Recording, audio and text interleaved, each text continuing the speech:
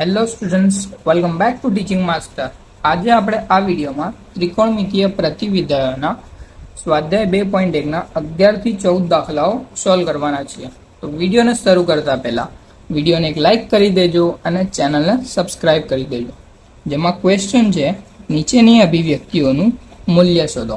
એમાં 11મો પ્રશ્ન છે, tan inverse 1 plus cos inverse -1/2 plus sin inverse -1/2. તો સૌ પહેલા આપણે બધાની મુખ્ય કિંમતો શોધી લઈએ અને પછી તેને સોલ્વ કરી દઈશું. તો tan ઇન્વર્સ 10 માં 1 ક્યારે આવે? તો tan π/4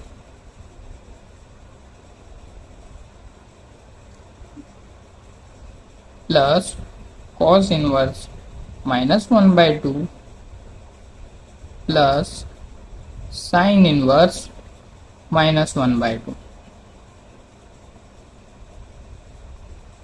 tan ઇન્વર્સ 10 π/4 એમના એમ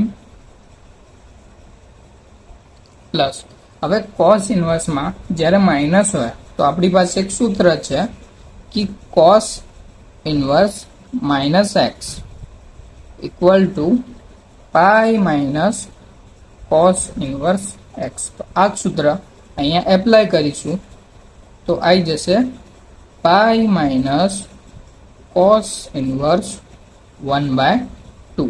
અહીંયા x ની જગ્યાએ 1/2 છે. હવે સાઇનમાં જ્યારે માઇનસ હોય ત્યારે -12 આવી જાય, તેથી માઇનસ sin ઇન્વર્સ 1/2. હવે tan inverse 10 π/4 plus pi minus cos inverse. હવે 1/2 cosમાં ક્યારે આવે? તો cos π/3 માઇનસ sin ઇન્વર્સ. સાઇનમાં 1/2 ક્યારે આવે? તો sin π/6. હવે પ્રતિવિધાય અને વિધાય કટ થઈ જશે.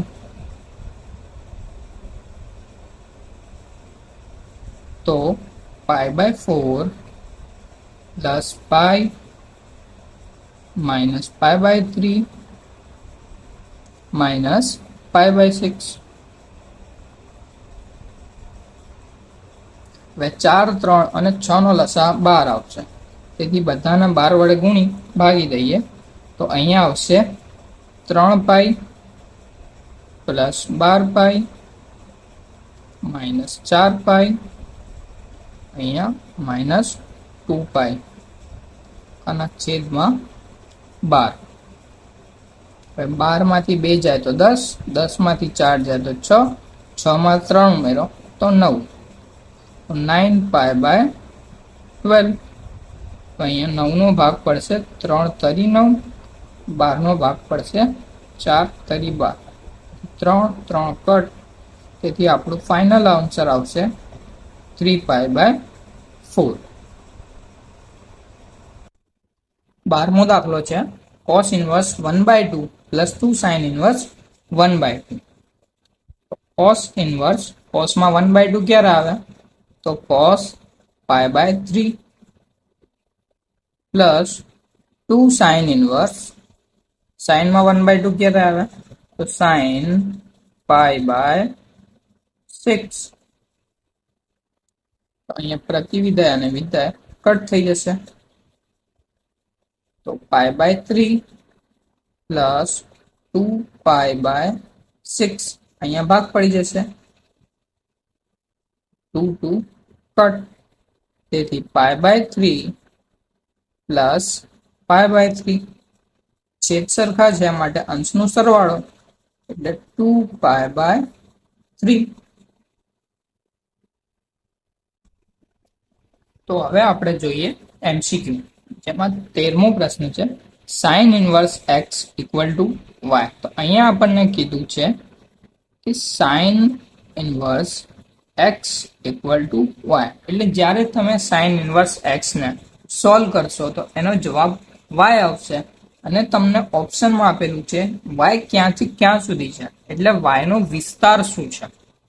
આ ક્વેશ્ચન બોર્ડ એક્ઝામમાં અવારનવાર પૂછાતો હોય છે, જેમાં તમને સાઇન ઇનવર્સની જગ્યાએ બીજું કોઈ બી પ્રતિવિધેય મૂકીને પૂછી શકે છે.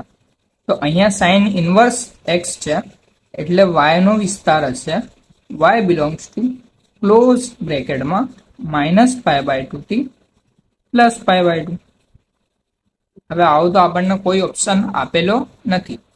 ક્લોઝ બ્રેકેટનો મતલબ શું થાય કે y less than equal to -π/2 equal to આવશે. ક્લોઝ બ્રેકેટમાં હંમેશા યાદ રાખજો, ક્લોઝ બ્રેકેટમાં ઇક્વલ ટુ આવશે અને ઓપન બ્રેકેટમાં ઇક્વલ ટુ આવશે નહીં. તો ક્લોઝમાં શું આવશે?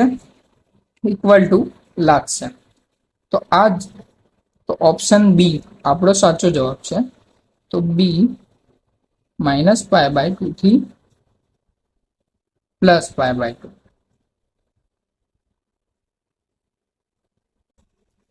14મો MCQ છે. tan ઇનવર્સ √3 - sec ઇનવર્સ -2 નું મૂલ્ય શોધો. તો આપણે મૂલ્ય શોધીએ. tan inverse √3 - sec inverse -2. tan inverse, tan માં √3 ક્યારે આવે? તો tan π/3. tan π/3 માઇનસ, હવે sec ઇનવર્સ છે અને માઇનસ છે.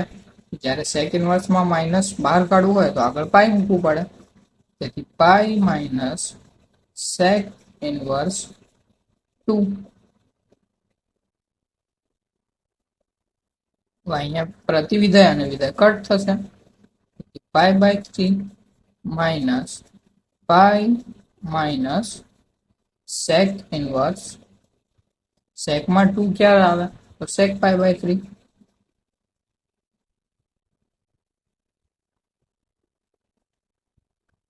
π/3 minus pi minus sec inverse અને sec કટ થશે. π/3. કૌંસની બહાર માઇનસ છે, તેથી અંદરની નિશાનીઓ બદલાઈ જશે.